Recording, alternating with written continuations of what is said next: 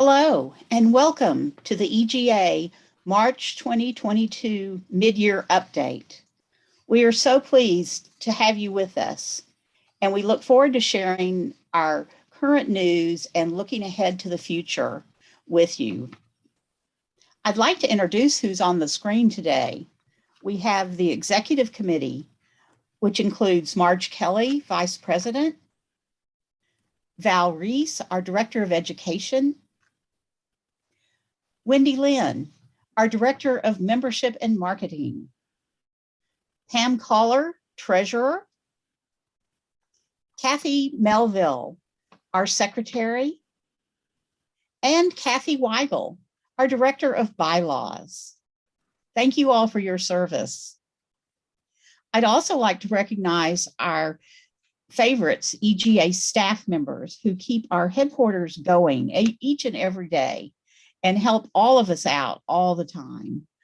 First up, we've got Cynthia Welch, who is our administrator, Rand Duran, who is our electronic media coordinator, and Tanya Parks, our membership and financial coordinator.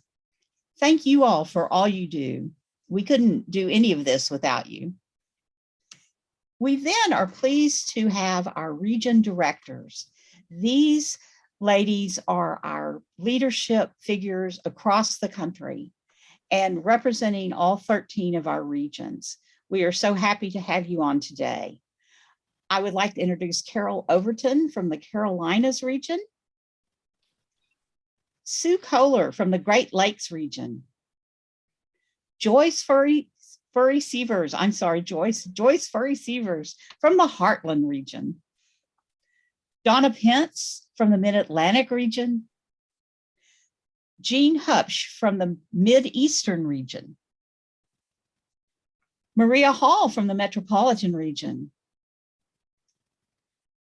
Tricia Berry from the Northeastern region,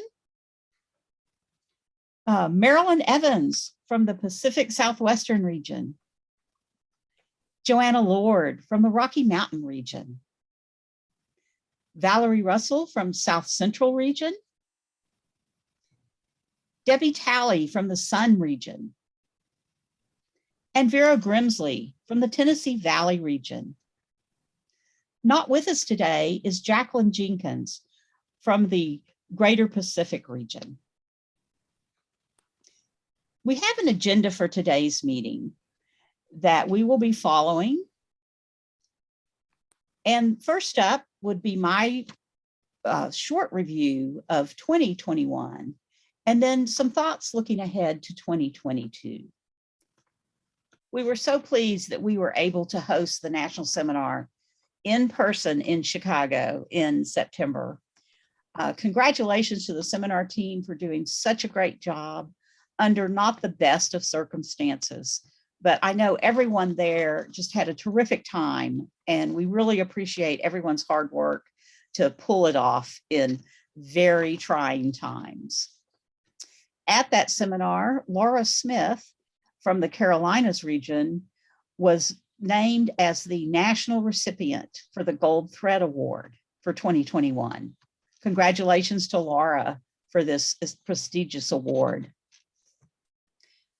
In 2021, Cheryl Christian announced her retirement from her position as editor of Needle Arts.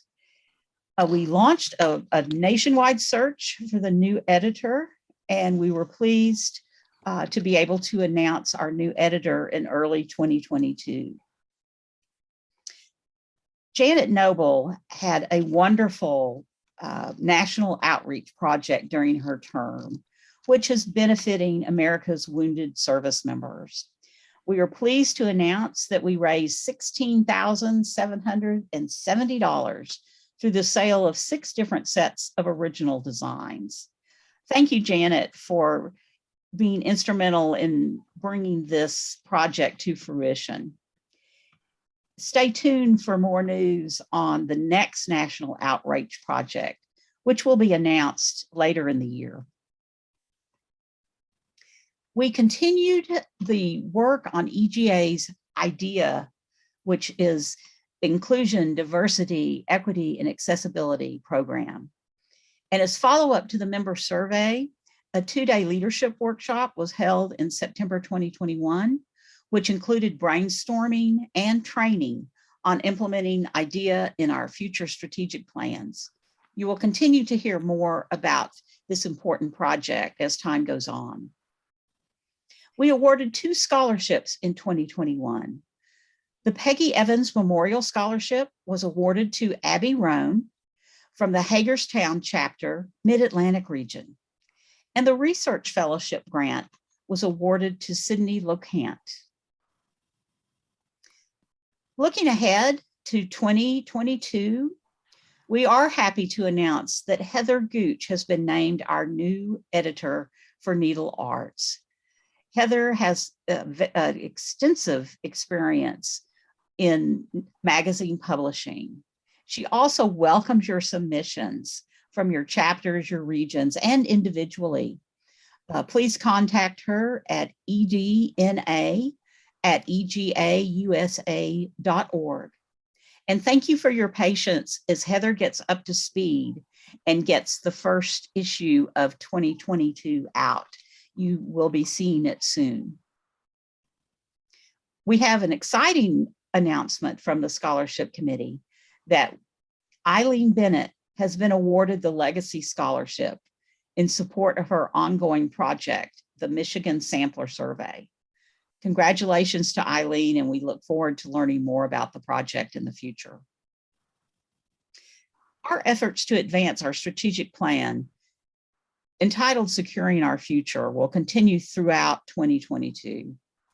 Under the guidance of the team from Ideas X Lab, we held our first workshop for executive committee members in early January, at which we brainstormed on the EGA future state, which includes the IDEA strategy overview. A workshop is being held during these board meetings in March 2022, and will be followed by several other workshops leading up to a status update to be given at the August 2022 annual meeting at the seminar in New York, which will be Broadway bound. And I want to remind everyone to be sure to register to come and enjoy all that New York City has to offer at the EGA seminar there. I'd like to hand it over to Marge for her vice president update. Oh, thanks so much, Karen. 2021 was a very, very busy year for all of us. In my area, we have the regions, the National Seminar Committee, and Through the Needle's Eye, or the TNE, as some would call it. With regard to the regions, we continue to pivot and communicate and make sure that all of our members were engaged while we were in quarantine and as we were coming out of quarantine. We continue to further integrate Zoom and Zoom-like technology into our regions. We provided training. Over 180 chapters, 72% of our regions were using Zoom, and I'm using the word were, and over 6,000 members have been reached at least once during 2021. Meetings and stitches and classes and lectures were held, and we had some fun times with some of our friends from across the sea as well. The National provided funding for 1 region class for each region and for 1 lecture for each region.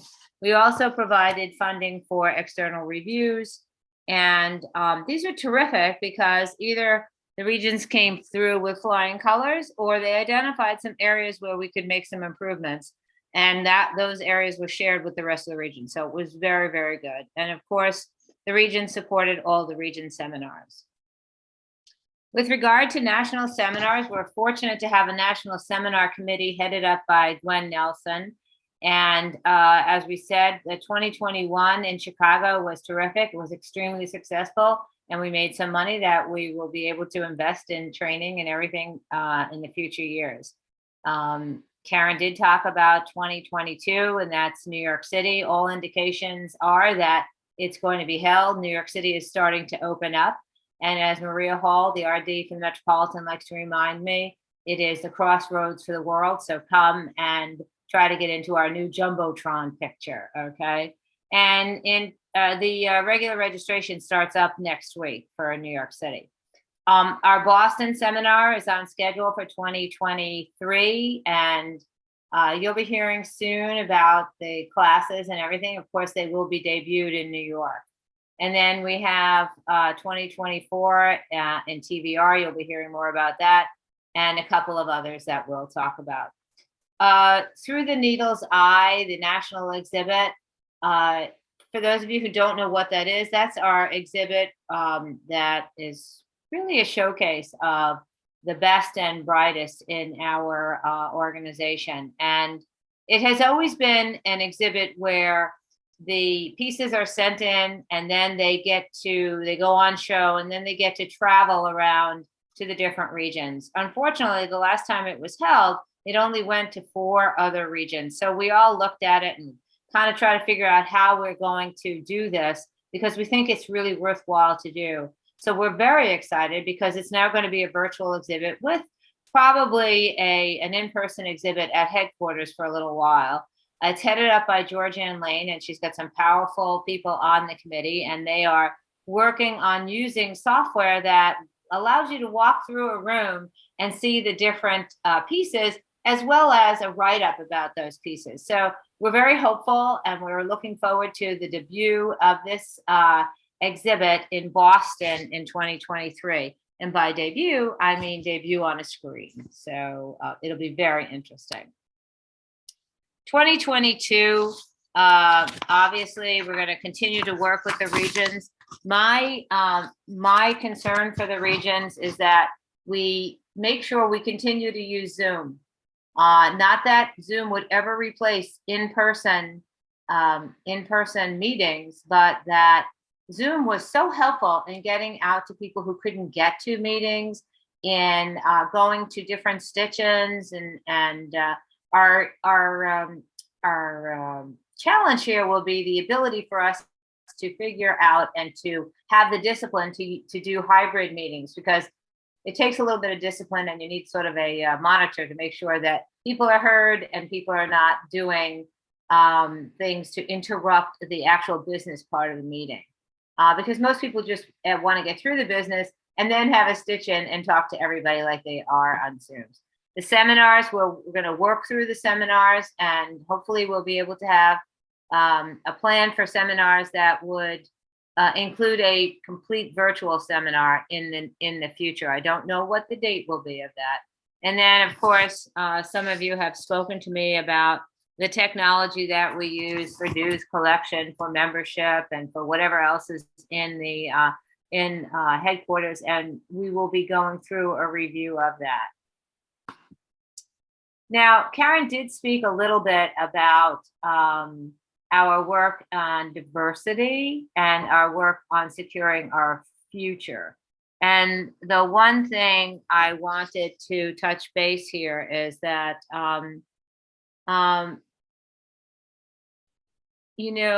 we did the survey.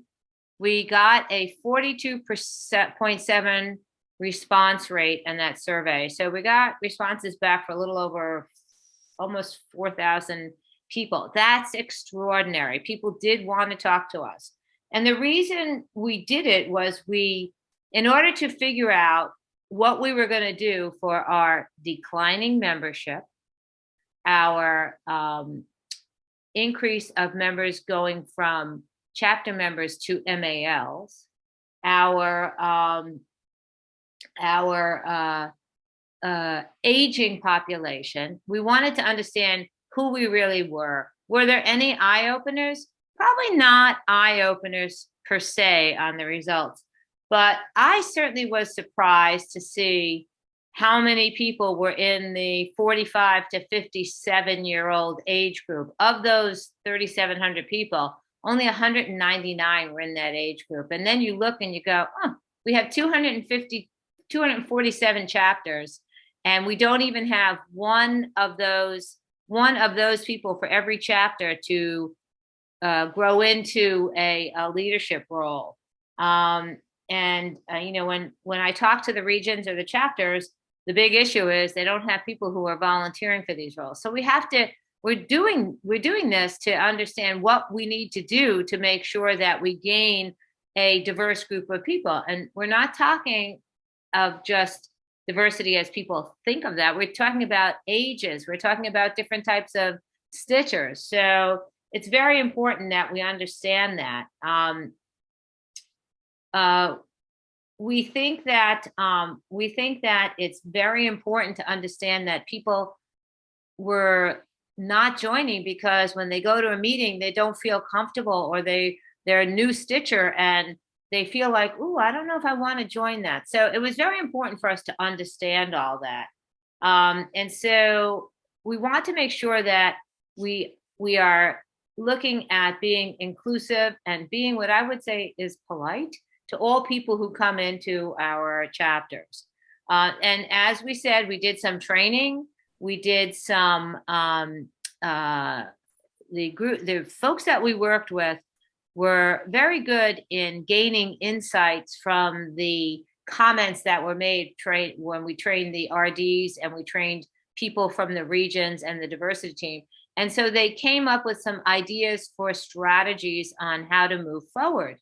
And when we looked at that, it was very close that it was very clear that those strategies really meshed with the strategies that Karen pointed out in our fall meeting, which was closing the financial gap, strengthening the chapters and strengthening membership, and strengthening what we offer as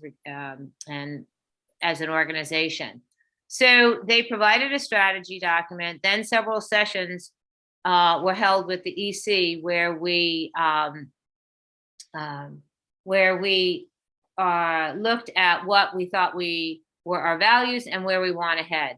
We have a diversity team that also worked with us and gave some suggestions to some communications, but they also did a great job in coming up with a diversity statement. And that was approved by our board, and you may have seen that in a communication. So where are we heading? Well, I just want to spend a minute here on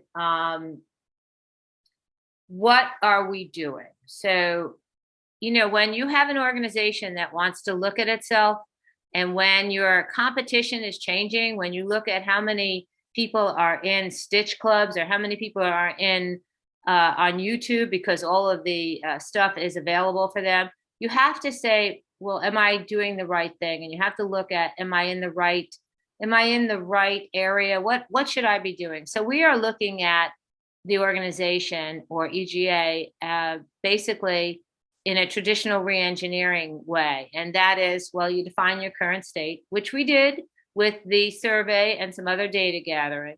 You look at what these other organizations are doing, which we are doing. I know Wendy is helping us. The diversity team is helping us look at what your competition is doing and what we want to do. We don't want to do everything, but what makes sense for us to do.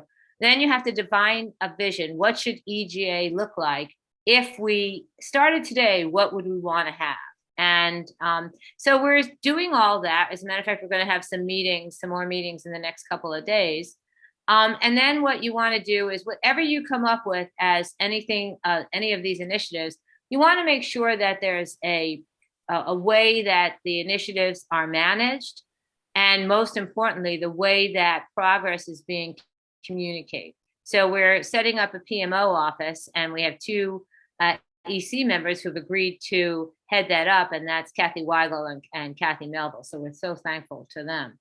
And as I said, we did have some sessions with the EC, and we will have tomorrow with the RDs to draft a vision. The vision will then be what I called tested. So it would be go through some focus groups with different areas, different regions, different age groups to see, does this make sense? Okay. Plans will be developed for the most critical issues. And I think this is the most important thing that I can say. We're not going to turn the organization on its head. It's not going to happen that way. What happens is you pick the most critical initiatives, you pilot them, you develop the plans, you pilot them in a way that you can see whether or not they're going to be successful. And by successful, I mean, not that they can be done, but you're getting the results you thought you would get within the time frame you thought you would get them. And that's important. So if we say we want to do X and it doesn't work, well, then we're not going forward with it. If we say we want to do X and it works, then we will go forward with it. But again, we'll do it in a very thoughtful and timely fashion. And of course, I don't know if Pam Collar is on the screen right now. With whatever, we'll do it if we can afford it, we'll do it. So, and the thing that is most important to me is that we don't do this in a vacuum. And as you know, Karen and I have already put out 2 communications, and I expect that we'll communicate. So how can you help us? Great question you asked. So I say the way you help us is let your RD know if you want to help build the future and you want to be part of any initiative. And the RDs will get back to us with the names of the people who want to help. Because, we love this organization. We want to see it around for many, many years. And we want to see it be vital, and vibrant. And so that's my update. And now I'm going to hand this off to my good friend and partner, Wendy Lynn, Director of Marketing and Membership. Thank you, Marge. Now that Marge has asked for volunteers, I'm going to tell you about the really important committees that fall under my purview. We have 6 major committees and several subcommittees. So membership, we're looking for people to volunteer with trying to figure out what membership looks like going forward. We have a very active social media committee, which includes the Facebook Stitch Along group, the EGA Facebook page, Instagram and Pinterest, and the EGA blog. And in addition to volunteers that we have helping on this committee, we get a big boost from both Cynthia and Rand at the national headquarters. We're to have a committee chair for the national website, and we could use help in trying to figure out what changes need to be made on the national website or to assess the national website. We have a very active product design and sales committee, which includes the marketing of EGA branded merchandise. So we don't really need any help there at this time, but we do need help with outreach. And outreach has the subcommittees of youth education and the Festival Box Committee, which I like to call in real life marketing, as opposed to social media or virtual marketing. How do we get people out into public? What are the things that they need? Where are the things that they should be going? And finally, we have a funding development committee. We have 1 volunteer for that right now. We could use a couple more, but we really want to wait until the re-engineering process is complete before we decide how we want to ask for money, what sort of funding we can get. So some of our strategy in 2022, we're going to continue to stress social media marketing. We've had great success in 2021 with increasing our reach. Actually, our 2-year reach increased by 50% on Facebook and by over 100% on Instagram and Pinterest. So we were real excited about that. The Stitch Along in this past week gained an additional 224 followers. And the great thing about the Stitch Along page is that we have 3 new members who picked up from the great work that was done by Kate Gaunt and Leslie Gagliardi. And they just bring a different vibe to the Stitch Along group. So if you aren't following that, I would recommend you go out there. So we also use some outside vendors to help us with our social media marketing. And we've worked closely with the diversity committee the IDEA committee, in order to try to remain relevant in diverse communities. We want to ramp up the in real life marketing, as I mentioned.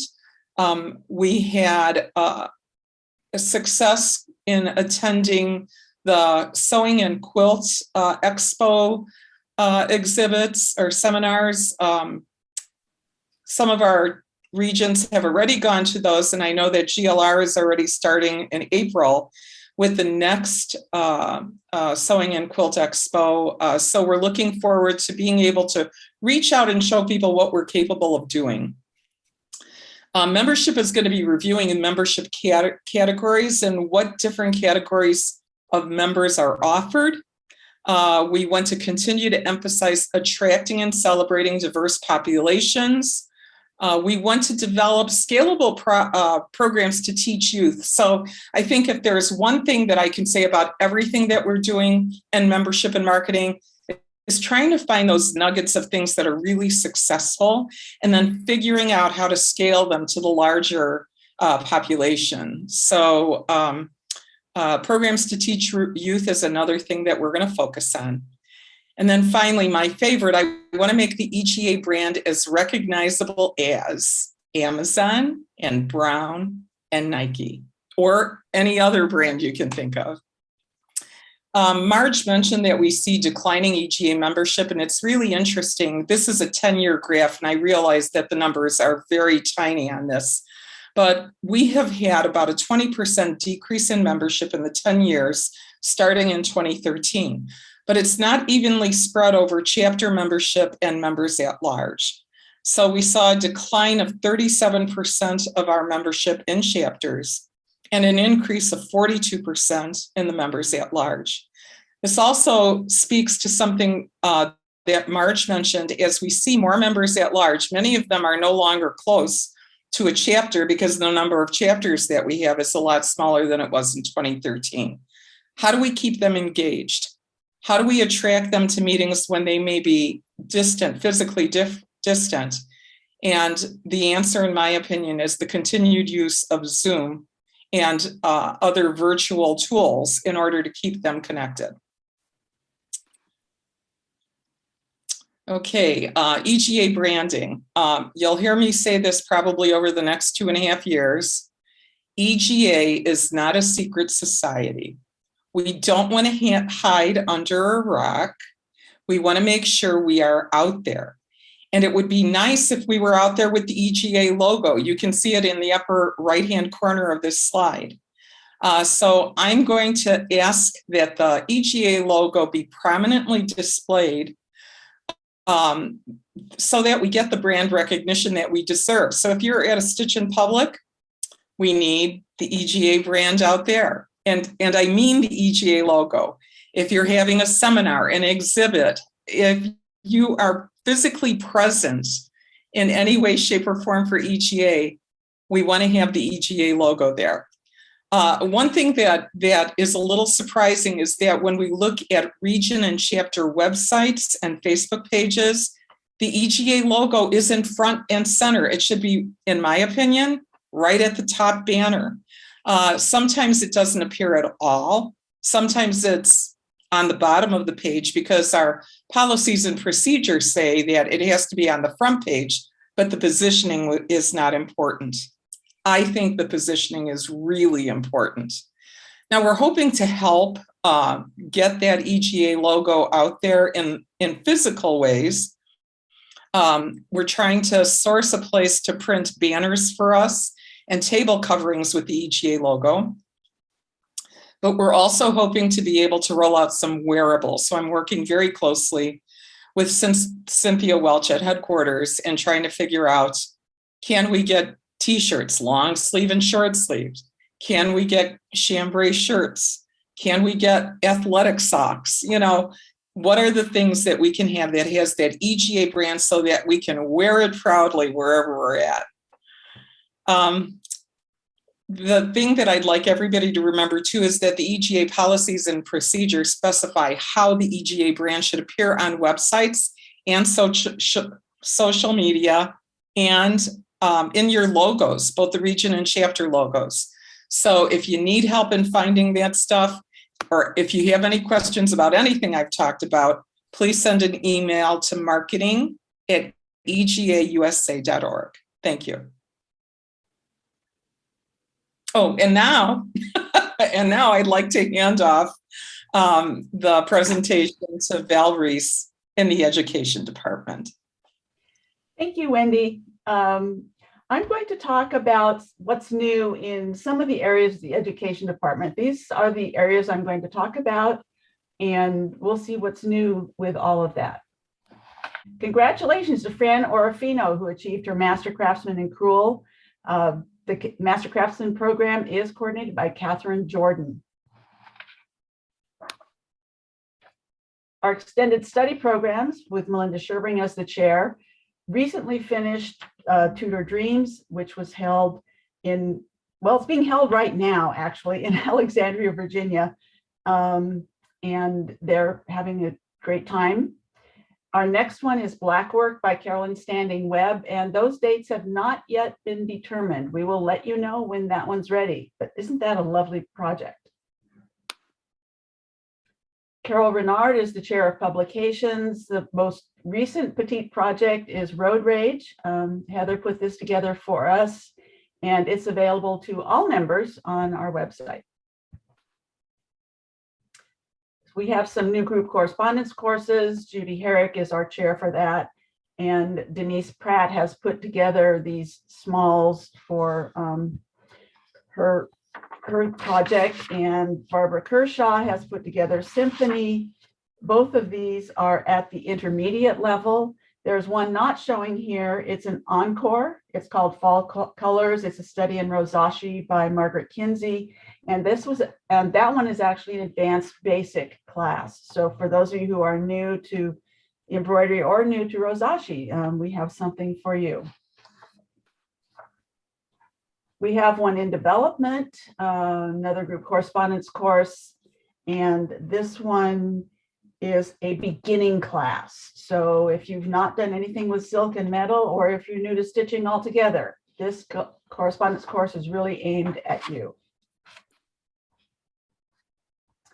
Aline's the chair of our individual correspondence courses. They're all listed here. I'm going to call attention to the one at the bottom, which is the Art of Teaching Embroidery. And that one doesn't have a project associated with it, but it will help you learn about teaching embroidery, either your designs or someone else's designs. We also have some individual correspondence courses. This is a more intense learning environment. We have 2 ICCs coming soon. The Jacobian Crewel is a rework of one that we've temporarily suspended.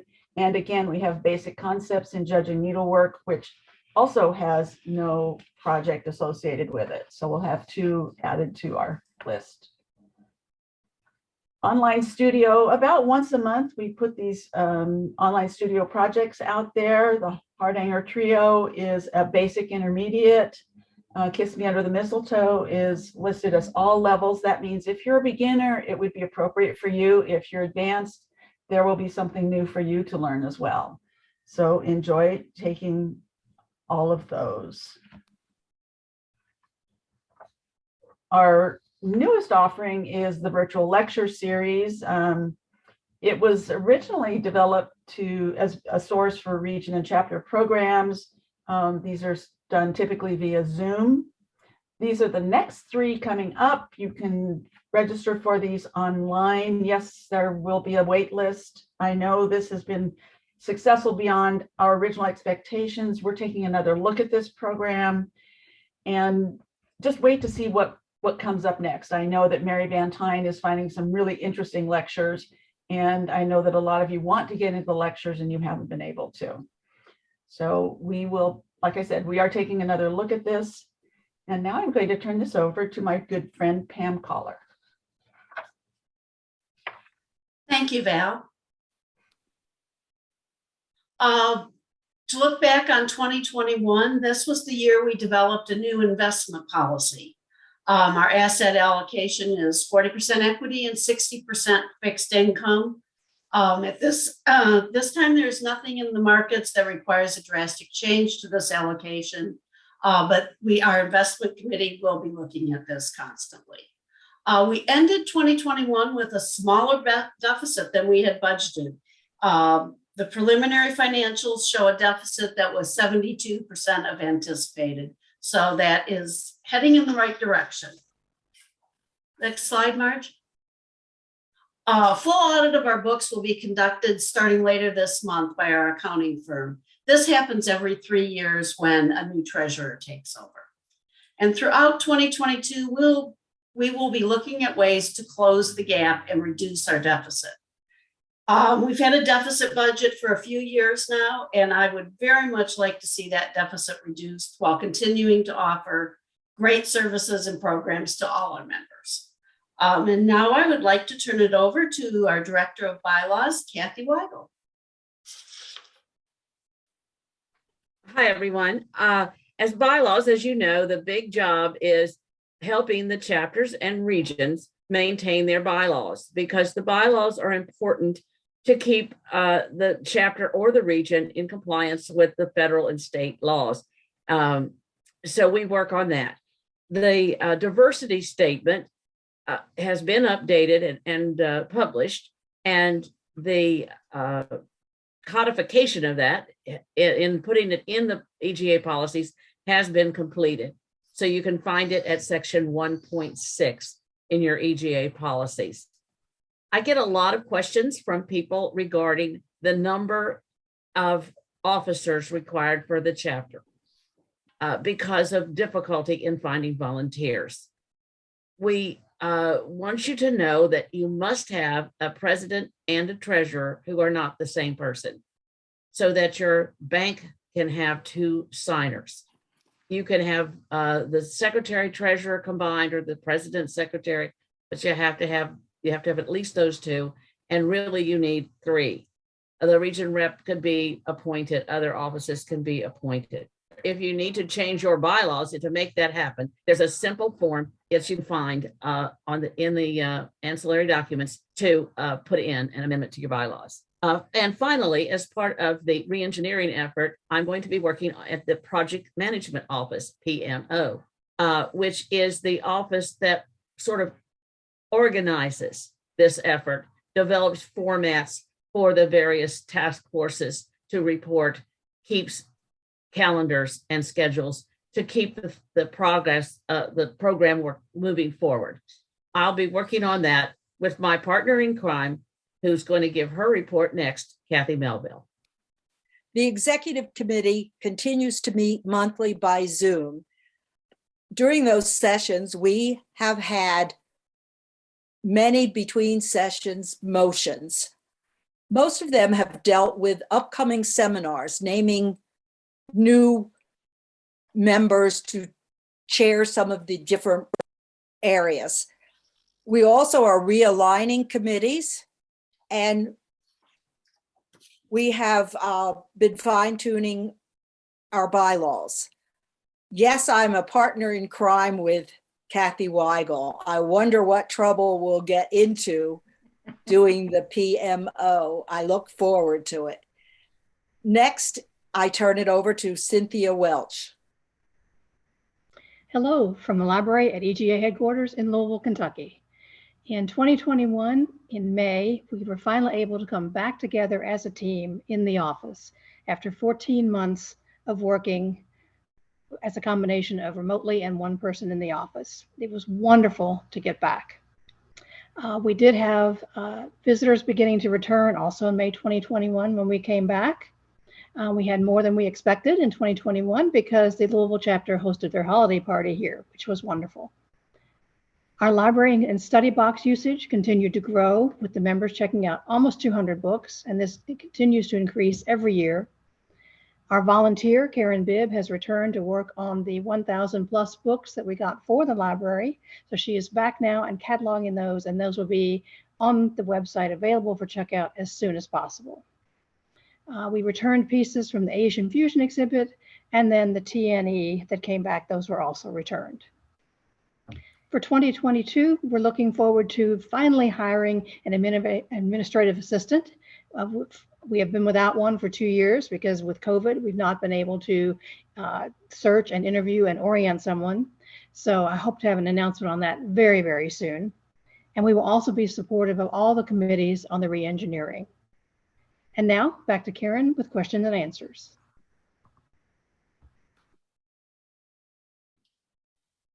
Thank you, Cynthia.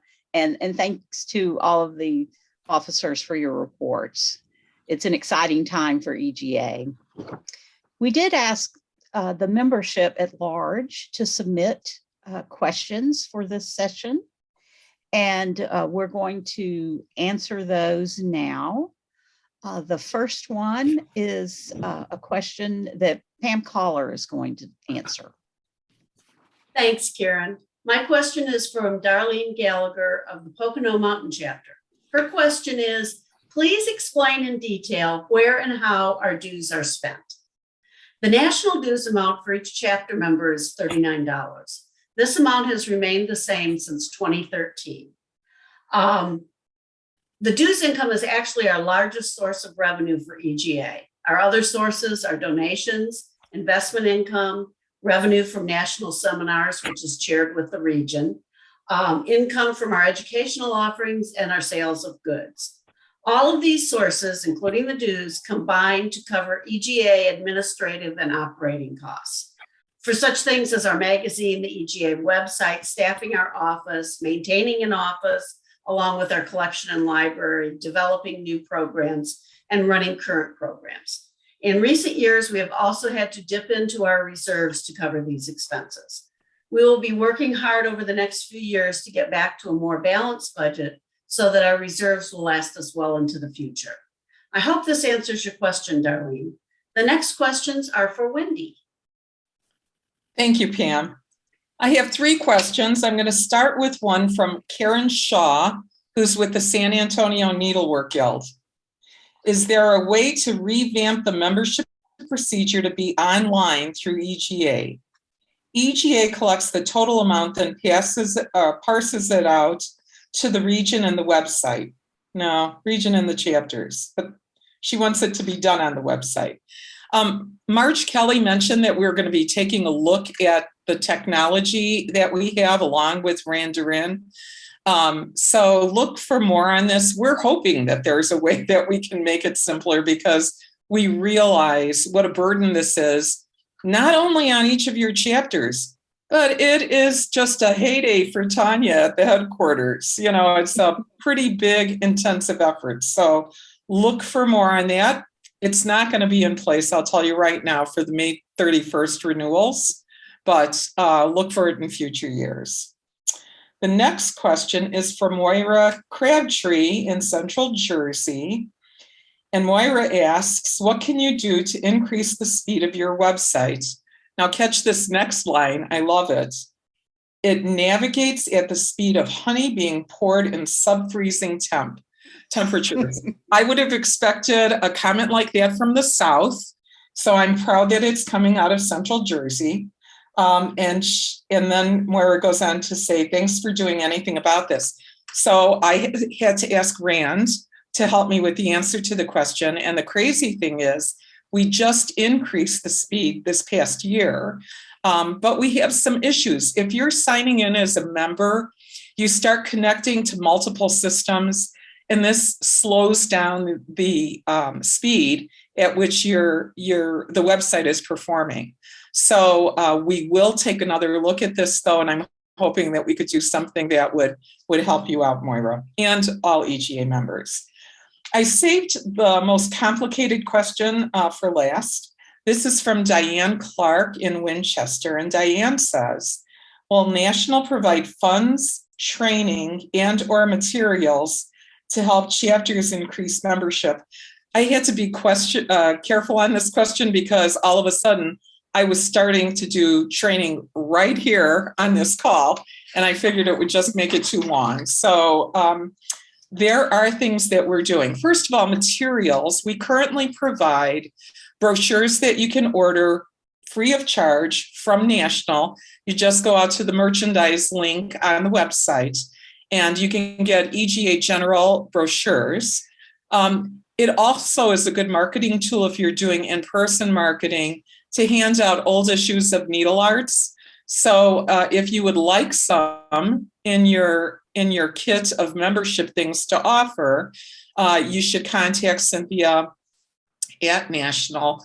What you might want to do is have a binder available to demonstrate what the magazines look like instead of handing out, if you're especially at a quilt and sewing expo, handing out 400 copies of magazines. But, think of different ways that you can connect at little or no cost to the people that you're in connection with.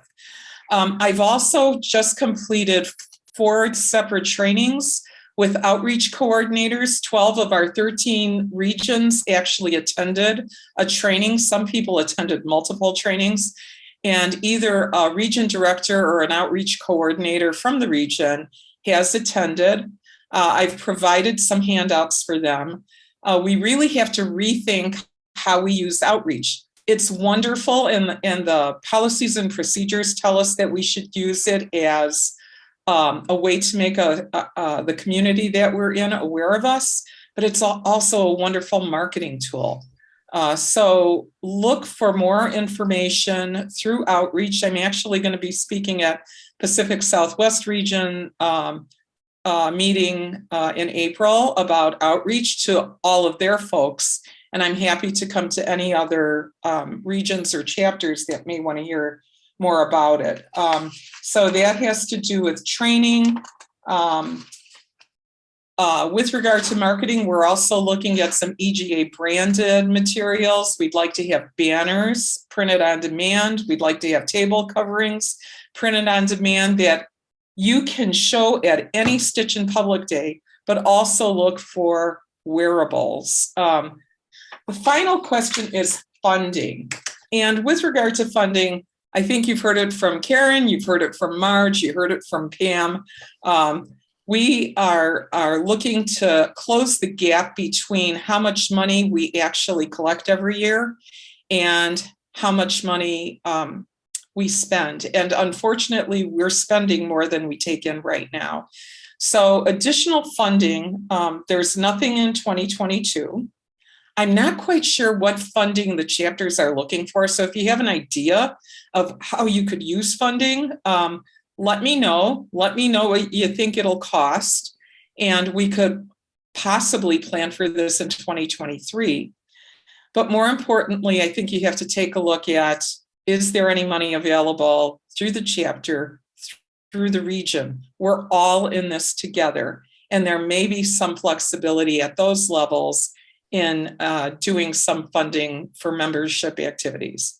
So look for more, volunteer for the membership committee, and we'll be happy to do the work, all the work that we can. Next, I'd like to turn it over to my friend, Marge Kelly. Marge. Thanks, Wendy. So I have a number of questions or statements from Pat F. From the Pocono Mountain chapter. I'm going to paraphrase them, and then I'm going to answer them individually. Whose idea was it to do this survey? Why did you do the survey? I would have liked more upfront communications about it. What part of my dues covered this survey? And we are diverse. So I don't know why we're doing this survey, okay? So I think we have to kind of step back for a second and say, we did the survey, and as I said, we didn't find out any shocking information, but the idea came from the board to do this because, as I said, we see declining membership, we see a shift in membership, we see a lack of enough people to take on leadership roles. And we thought we knew what we looked like, but we said before we go forward and do something, we really should find out what we really do look like, okay? And upfront communications, I forgive me for this, but I thought we did do a letter from Janet, and we put some stuff on the website. But I will tell you that communication is very important to me. So if we didn't do enough for you, I apologize. And going forward, we will have many more communications on what we are doing, because it's very important when things are going to change that people understand what we're doing and why we're doing it. Cost of this relative to dues? No. The dues cover at most cover the operating expenses. Anything we do like this, we're taking out of the grant. So it's not covered in your dues. And are we diverse? Well, I'm going to say some chapters could be diverse. Okay. But the results of our survey show that 90% or 89% of us are white. It shows that like 87 or 81% of us are over 57 years old. And it shows that we only have 199 people in the age group of 45 to 57. And so diversity is a bigger issue than race or religion. It is age, it is type of stitcher. When somebody comes into the organization who is a beginner and they can't feel comfortable, well, we're not being inclusive. The thing that shocked us the most, or shocked me the most on the results, was how many people who responded to the survey and said that they were beginning stitchers. I think we thought more people wouldn't say that, and are we offering enough classes to the beginning stitchers? So I would say that we just have to look at diversity and look at all the different things that make up diversity. People are not doing things because it's becoming too expensive. So is that an issue in diversity also? What people can afford. So while we may think we are welcoming and we are diverse, there's room for improvement. I'm not going to say we're not welcoming and not diverse, but there's plenty of room for improvement. With that, I'm going to turn this over to my other good friend, Valerie, for the questions. Marge, thank you so much. That was great. So just a reminder, I'm the Director of Education. I was assigned 3 questions to answer. Before I start answering questions, if you get answers from me that just generate more questions, which they probably will, I can be reached at education@egausa.org, or go to contact us on our website, and under About Us, you set your topic to Educational General. That will come directly to me. And then you don't have to remember my email address. And my disclaimer, I've edited the questions and comments for brevity. I don't think I lost the topic at all when I did that. So let's start with Lisa from the Pioneer Valley chapter. And she asks, why is there a limitation of 100 on the Zoom classes? And, I really do love how interested she is in the virtual lecture series. The limit of 100 is set by the Zoom license that EGA has. There are other Zoom licenses that are more expensive than the one we have, and we are looking into the best way to handle this. So you will hear more about this, and we are aware of your concern. Elizabeth N. from the Mohawk Valley chapter asks, why can't EGA allow a recording of the virtual lectures so all members can access, since we all paid the same amount for membership? Again, this is great. She's interested in the virtual lecture series. I see a pattern here. Let's see, where am I? I believe I answered the question about limiting the number of attendees, but she asks, in addition to that, she asks about the recording of the lecture. So let's take a look at that. Our lecture contract does not include permission to record the lecture. Changing the contract is only a small part of the issue of recording. But as I said about the number of people, we are also looking into all aspects of what it would take to record the lectures.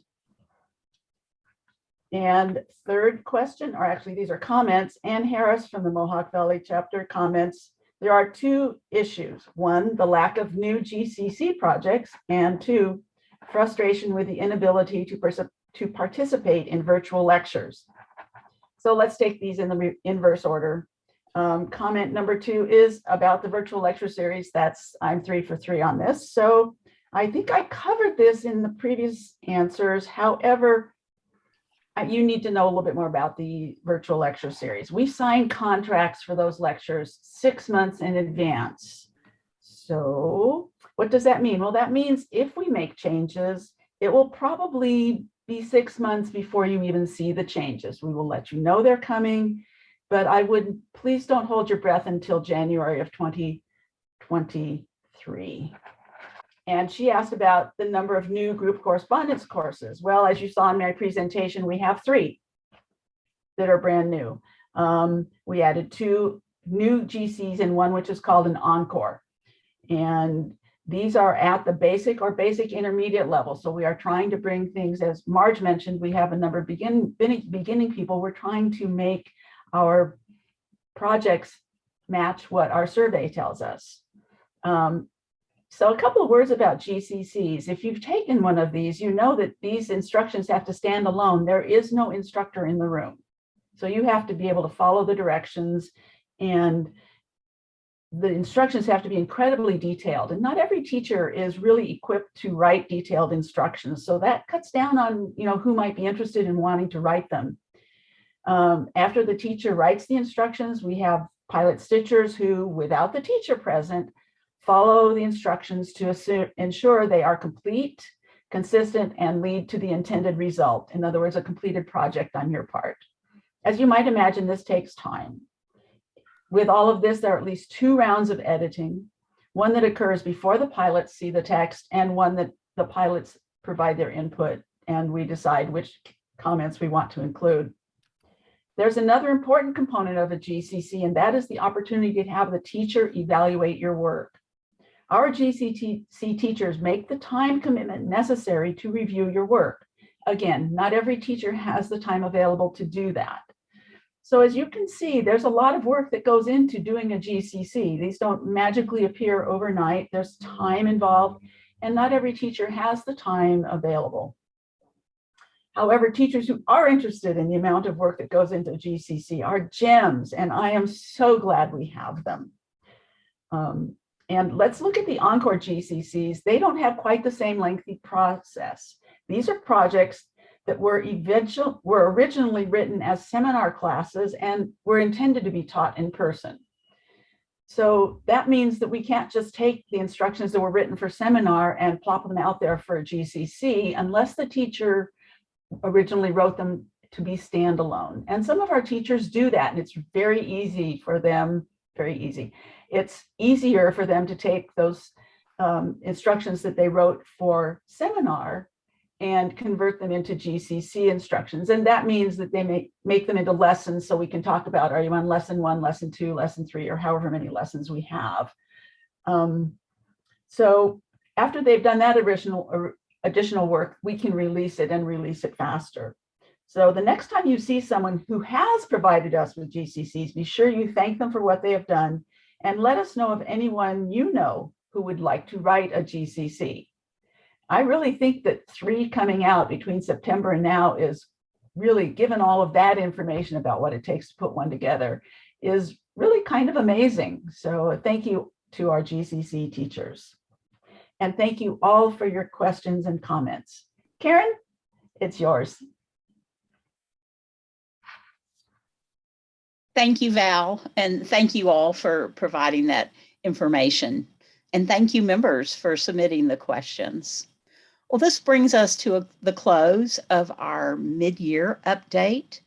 Thank you for sticking with us through it. We had a lot of information to share. We're very excited as we look forward to this coming year and the work we are all going to do.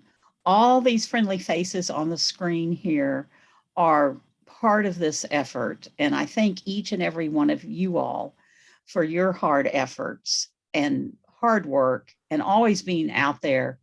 And we've got to have that good rah-rah team for EGA. It's critical. So again, thank you for being members. Thank you for being supporters, and thank you for being involved and sharing the passion for EGA.